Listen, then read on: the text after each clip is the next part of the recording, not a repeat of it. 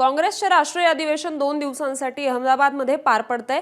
खरं तर अहमदाबादमध्ये 64 वर्षांनंतर अधिवेशन होतंय। देशातील बदलांचं वातावरण करण्यासाठी काँग्रेस गुजरात पॅटर्न राबवणार आहे आणि त्याची सुरुवात गुजरातमधून होताना पाहायला मिळते। या अधिवेशनाचा आज शेवटचा दिवस असून काँग्रेसचे सर्व दिग्गज नेते या अधिवेशनाला उपस्थित आहेत। या अधिवेशनातून न्याय, पथ, संकल्प, समर्पण आणि संघर्ष अशी घोषणा काल देण्यात आली आहे।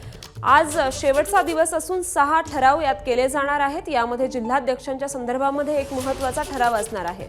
देशभरातील सर्व जिल्हाध्यक्षांपैकी जवळपास अर्धे म्हणजे 450हून अधिक जिल्हाध्यक्ष बदलले जाणार आहेत। याचा ठराव आजच्या बैठकीत केला जाईल। सोबतच पंडित जवाहरलाल नेहरू आणि सरदार वल्लभभाई पटेल यांची कशी मैत्री होती, सरदार वल्लभभाई पटेल यांनी RSS वरती कशी बंदी आणली होती, या संदर्भातही आजच्या बैठकीमध्ये चर्चा होणार आहे।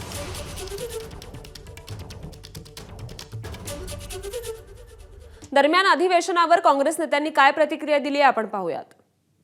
गुजरातनी काँग्रेसला 3 मोठे नेते आणि देशाला 3 मोठे नेते दिले आहेत। दादाभाई नौरोजी, महात्मा गांधी आणि सरदार वल्लभभाई पटेल या तिघांच्या विचारांचं स्मरण आजच्या निमित्तानं आम्ही करण्याच्या अनुषंगाने या ठिकाणी जमलेलो आहोत आणि यातून जो आमचा न्यायपथ आहे या न्यायपथावर चालण्याचा संकल्प आम्ही करणार आहोत।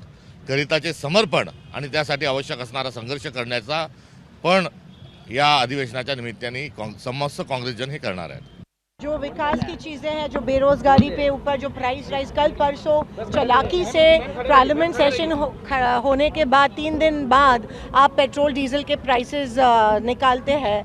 आप सिर्फ 300 साल पुरानी चीज़ें उठाते हैं। आप सिर्फ पोलराइजेशन, ध्रुवीकरण आप बात करते हैं। ना कोई बेरोजगारी पे बोल रहा है, ना कोई मणिपुर पे बोल रहा है, ना कोई प्राइस राइज पे बोल रहा है, ना कोई किसानों को लेके बोल रहा है। लेकिन इनको यही सोचता है, इनको देश डिवाइड करना है और देश में एक तरह का पॉइजन फैलाने का काम बीजेपी कर रही है।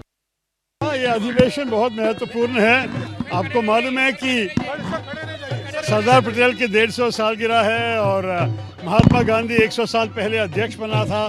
तो ऐतिहासिक अवसर है ये हमारे लिए, गुजरात को एक संदेश भेजने के लिए। और गुजरात में नहीं, सिर्फ गुजरात में नहीं, देश के लिए अच्छा है कि कांग्रेस दोबारा उठ रहे हैं और आगे जा रहे हैं। ABP माझा, उघडा डोळे बघा नीट।